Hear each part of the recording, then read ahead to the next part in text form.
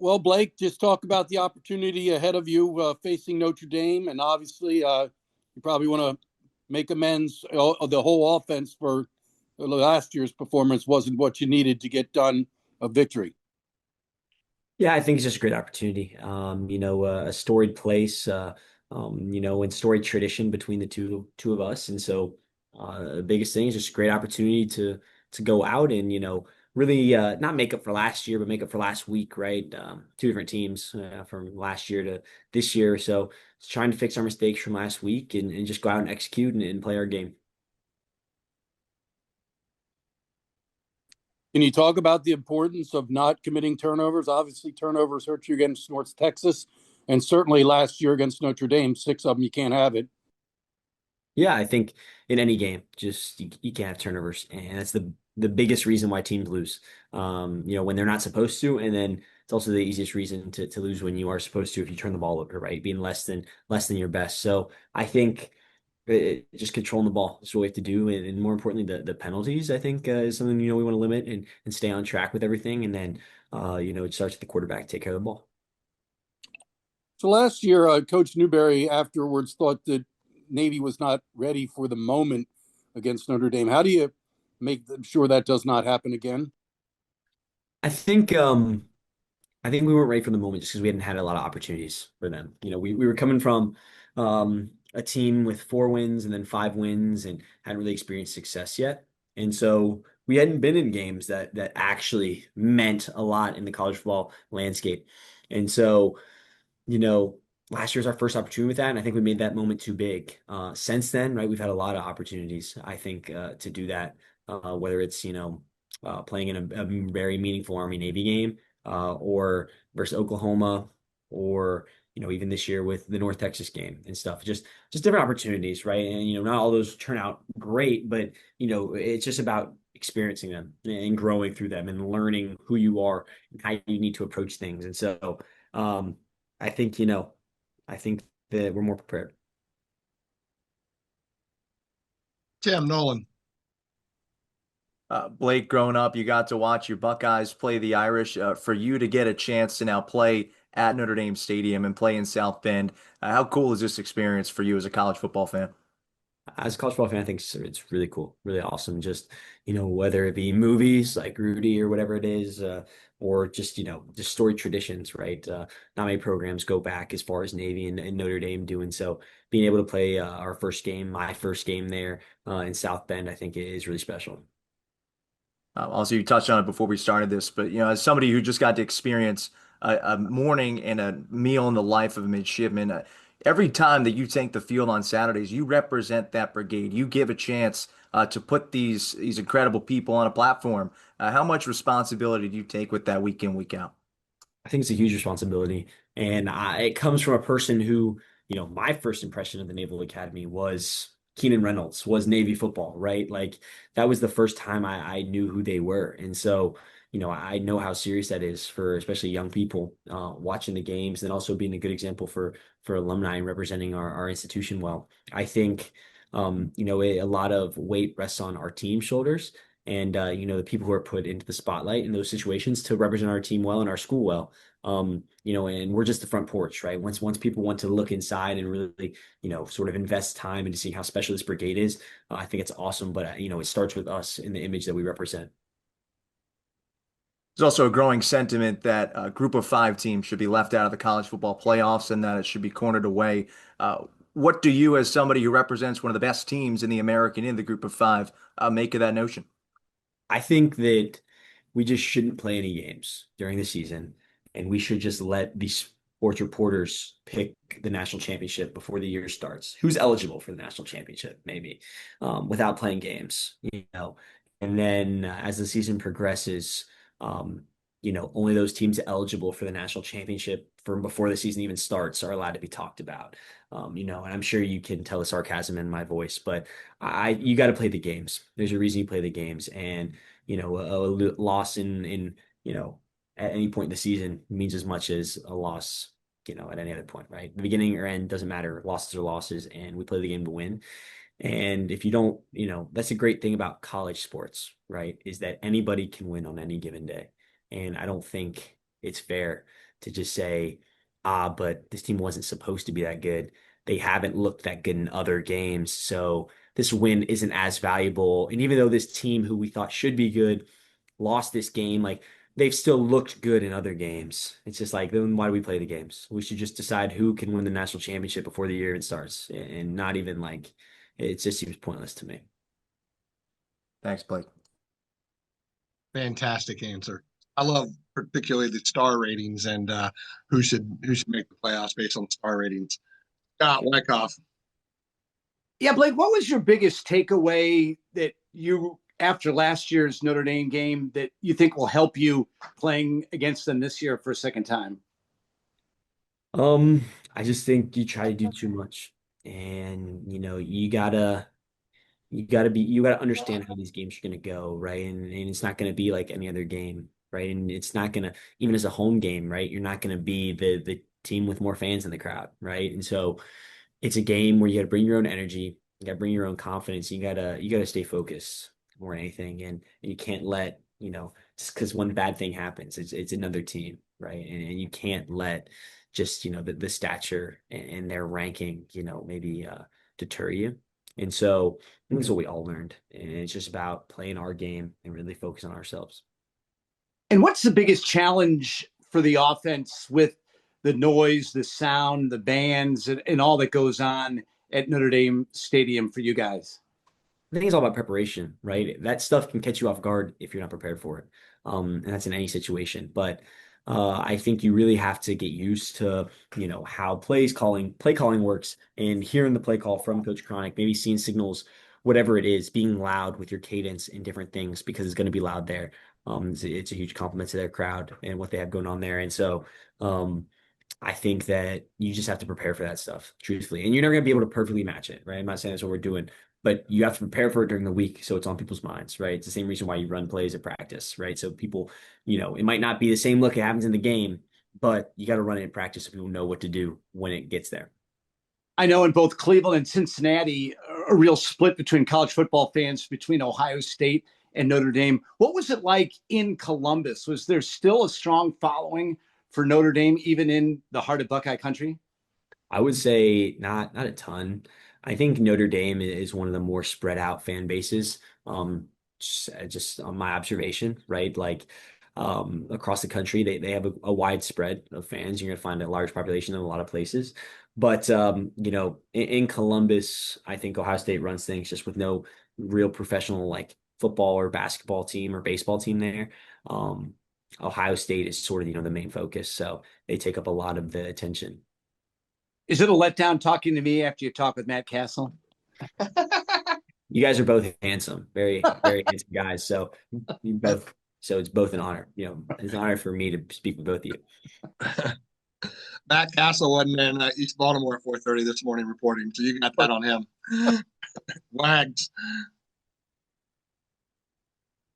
So, Blake, there's obviously a very exclusive list of Navy quarterbacks who have been part of beating Notre Dame. The most recent was Will Worth in 2016. He played a great game that day. He had 181 rushing yards and I think 2 or 3 TDs. Ricky Dobbs beat Notre Dame twice, played great in both games. Can you talk about the importance? I mean, I don't think you win this game if the quarterback doesn't play well. Absolutely. And obviously, you would say can't win a lot of games if the quarterback doesn't play well, but especially these ones, it's just, I think a lot of teams and a lot of their goals, you got to affect the quarterback, and you got to be calm, cool, and collected in these games, and you got to operate, you got to lead, and that's the biggest things. And so you look at those guys and what they did, and they didn't play outside themselves, right? They maximized what they were good at, and that's what led to success. And it was a whole team effort, right? And you can't just say, hey, these guys had a good game and that's why they won, right? So I think it's a part of the puzzle, but it's an integral part, because without that piece of the puzzle, it's not finished. You got to have the whole thing going. So by chance, I happened to talk to both Will Worth and Ricky Dobbs this week because I was going to have Will Worth as my alumni spotlight segment on the football podcast, but he's still in the Marine Corps and couldn't get due to the shutdown. So I had to pivot to Ricky. But Will Worth said he thinks you're going to prevent him from being the last Navy quarterback to have beaten Notre Dame. And I asked Ricky Dobbs on my interview with him, what advice would he give you? And he said, enjoy the moment and relax and have fun was his number one advice. Do you think you can do that? Absolutely. Two legends there. So that's a great honor coming from both of them. And last for me, just do you feel like the whole team is ready? Well, the other thing Ricky said, trust your preparation. Do you feel in that regard you are all ready to get the job done? Absolutely. Right. The biggest step in anything is belief that you can do it. And you can't go into any situation just in life not believing you can do something, not going to lead to much success there. So it starts with the leadership on this team and the age and the seniority and just, instilling that belief in everybody. And you can't be more than yourself. Like it is impossible. Like people say, play with 110% effort. 110%, right, doesn't exist. And so you can't strive to be more than yourself, right? You got to play at your best when your best is needed. And if we're not at our best, then a team that's ranked 10th in the country is going to beat us, right? So we got to be at our best. And it starts with that upper leadership. Thanks. Wags, you mentioned Will Worth and Ricky Dobbs, so I got to mention Kapanoa Kahiaku and Hada, who was the starting quarterback in 2007 and ended the streak too. Want to give him his flowers as well. Tim Nolan. Like you mentioned, maybe this time last year, you guys wouldn't be ready for a moment like this. Where have you seen yourself personally mature to know that you are ready for this weekend at South Bend? I think it's just seeing yourself playing these big games, playing those in those situations, whether, like I said, the Army game, the Oklahoma game, stuff like that. Experience is the greatest teacher. And so even the loss last year, right? You take a lot away from that in yourself and what lost us that game and what we did wrong. So I think, it just starts with experience and learning. And then, like we just talked about, being prepared, right? You have a plan for a reason and, your preparation sets you up for success, right? Very prepare is, failing to win. So I think overall it's just being prepared, being focused, being locked in, and not letting it get too big, and making sure, right, that we're keeping it light, keeping it focused, and just going out and executing. What is one moment maybe before the opening kickoff that you're most excited to experience for the first time in South Bend? I think just walking out there for the first time, just sort of, going back to like Roosevelt, but being that man in the arena, right? Nobody else but just you, and you just sort of looking around and realizing the opportunity that you have, and the blessing that it is, I get to play college football and to be able to play in big games like this on NBC in Notre Dame. So that's just the biggest thing is just soaking it all in. And lastly, we made light of it earlier, but the fact that you did have a walk and talk today with Matt Castle, and it seems like every week you're on a different podcast, you're on a different national radio show or television show. What has this ride been like for you? It mostly has been like that. Scott Strasmeyer's really good at his job, and getting me all of these, but it's really cool, no matter what it is, just to be able to represent the Naval Academy, to be able to represent my family, and myself with all these opportunities, I think has been awesome. And it's always something that, you dream of, that you hope for, right? To be the starting quarterback, do all these things when you're a little kid. And, that's what you sort of realize is, as much as it might be, right, having all these interviews in one day, like it's a blessing. It's awesome that, at least one person out there might think, what I have to say is interesting, even if I don't. So, it's just really cool, truthfully. Thanks, Blake. Thanks, Tim. Let's make no mistake, Blake Horvath makes me look good. Scott Wyckoff. Just like you guys, your head coach is a defensive guy. Notre Dame the same way. What's the personality of this Notre Dame defense with their head coach being a defensive guy? I think they're very sound. That's the biggest thing, especially against us.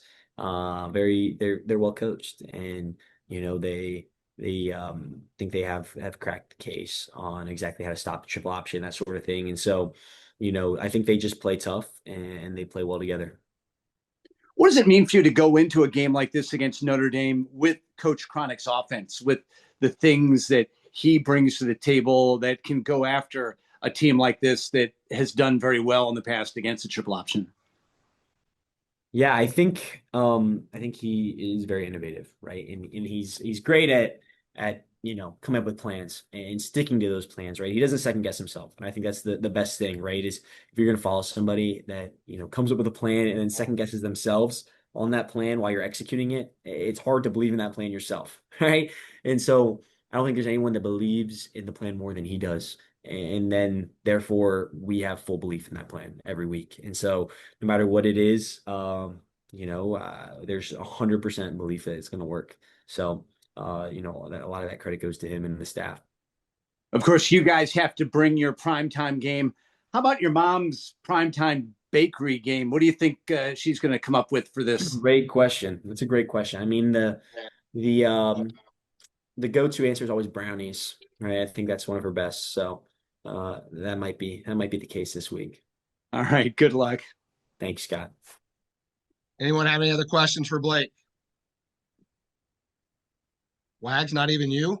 All right. I mean, that means we are done. I'll ask one more. Okay, of course. Damn it, Scott. What the heck? Joining the legends, the list of exclusive quarterbacks and they are pretty high. How much would that mean to you if you could be one of these guys that can say they beat Notre Dame? It'd be awesome. Obviously, it's always the answer. But I think it's people always say, but it'd be cool to be the team that beats Notre Dame, right? Just to share that with everybody. I think that, victory alone isn't much of like victory at all, right? There's no one to share that victory with.